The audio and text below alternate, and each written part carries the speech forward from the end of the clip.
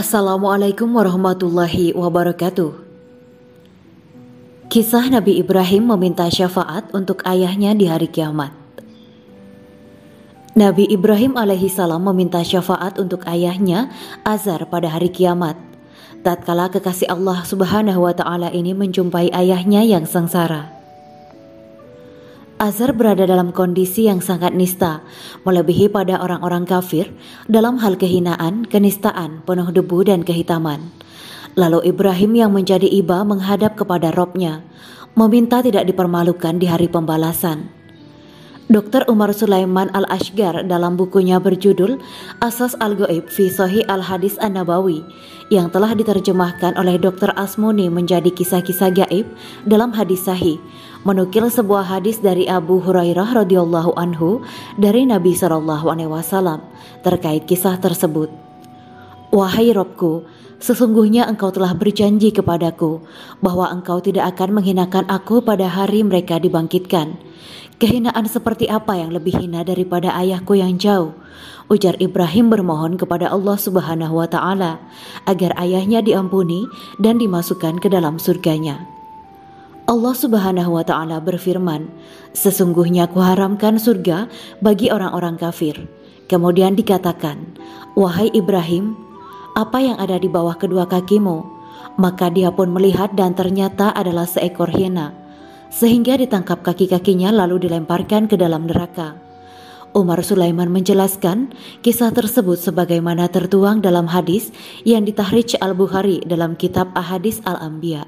Di dalam Al-Quran telah digambarkan bahwa Nabi Ibrahim sudah berusaha keras untuk memberikan petunjuk kepada ayahnya ketika di dunia. Dia sampaikan nasihat, pengertian, dan pengajaran, wejangan dan arahan kepadanya. Akan tetapi ayahnya enggan. Dia hanya tetap menganut pada ajaran agama dari para nenek moyang mereka menyembah berhala dan patung-patung.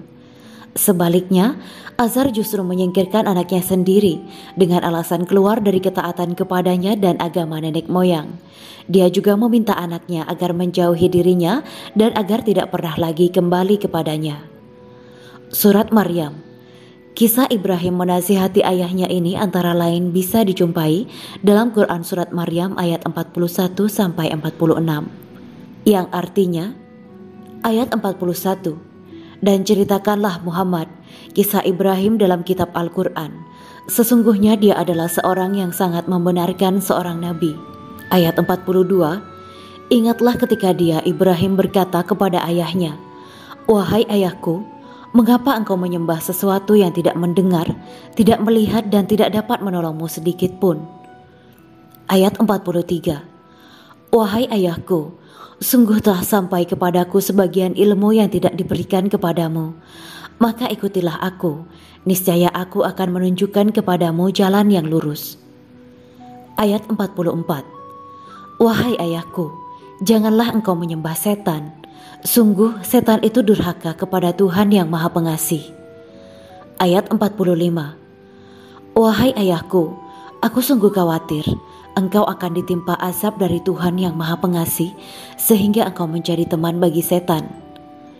Ayat 46, dia ayahnya berkata, bencikah engkau kepada Tuhan-Tuhanku wahai Ibrahim? Jika engkau tidak berhenti, pasti engkau akan kurajam. Maka tinggalkanlah aku untuk waktu yang lama. Ketika di dunia, itulah kondisi yang dicapai antara Ibrahim dan ayahnya ketika di dunia. Kemudian Ibrahim bertemu dengannya kembali di padang mahsyar pada hari kiamat. Hanya saja dia dalam kondisi sedemikian itu, sengsara, kesusahan dan menderita, sehingga dia teringat akan nasihat Ibrahim yang diberikan kepadanya ketika di dunia. Sehingga bagaimana dia melarang Ibrahim untuk membangkang kepada dirinya, sehingga dia berkata, sekarang aku tidak akan membangkang kepadamu. Sifat santun itu tetap mendampingi Ibrahim hingga hari pembalasan. Dia berdialog dengan Robnya untuk memohon kepadanya sudi kiranya memenuhi janjinya yang disampaikan kepada dirinya ketika masih di dunia. Dia telah berjanji kepadanya bahwa dia tidak akan menghinakannya di masa hisab yang agung itu dalam firman-Nya. Dan janganlah engkau hinakan aku pada hari yang mereka dibangkitkan, yaitu di hari harta dan anak-anak laki-laki tidak berguna, kecuali orang-orang yang menghadap Allah dengan hati yang bersih.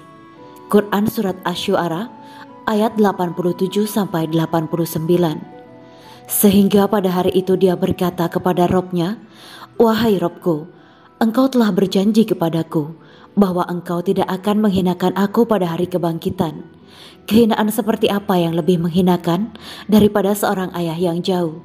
Sesungguhnya jika engkau masukkan ayahku ke dalam neraka, lalu orang yang kenal di antara para penghuni surga melihatnya, maka mereka akan mengetahui bahwa dia adalah ayahku sehingga menghinakan diriku." Sehingga Rob yang Maha Perkasa berfirman kepada Ibrahim, "Sesungguhnya aku haramkan surga bagi orang-orang kafir." Ini adalah kata putus yang tidak ada perkecualian di dalamnya. Akan tetapi, itulah yang mewujudkan keselamatan bagi Ibrahim dari kehinaan dengan tidak memasukkan ayahnya ke dalam surga. Allah telah mengusapnya dengan seekor hiena, lalu berfirman kepada Ibrahim, "Lihat ke bawah kedua kakimu." Tiba-tiba dia melihat padanya seekor binatang yang jorok, kotor dan busuk. Dan kotorannya dia mengoleskan kepada Ibrahim. Ketika itu lenyaplah rasa kasih sayang yang ada di dalam hati Ibrahim kepada ayahnya. Lalu dia membelakanginya. Surga bukan tempat orang seperti kotoran busuk dan sampah seperti itu. Ayah Ibrahim telah terolesi oleh najis kesyirikan dan kekotoran dosa-dosa, sehingga tempat orang kotor sedemikian itu adalah neraka.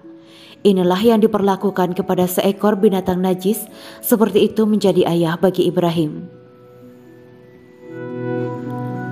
Allah Subhanahu wa Ta'ala berfirman, "Dan jika kami berikan rahmat kami kepada manusia, kemudian rahmat itu kami cabut kembali, pastilah dia menjadi putus asa dan tidak berterima kasih. Dan jika kami berikan kebahagiaan kepadanya, setelah ditimpa bencana yang menimpanya, niscaya dia akan berkata, 'Telah hilang bencana itu dariku.' Sesungguhnya dia merasa sangat gembira dan bangga, kecuali orang-orang yang sabar dan mengerjakan kebajikan. Mereka memperoleh ampunan dan pahala yang besar." Quran Surat Hud ayat 9-11. Demikianlah kisah Islami Bidadari Surga. Simak terus channel ini untuk kisah Islami menarik lainnya.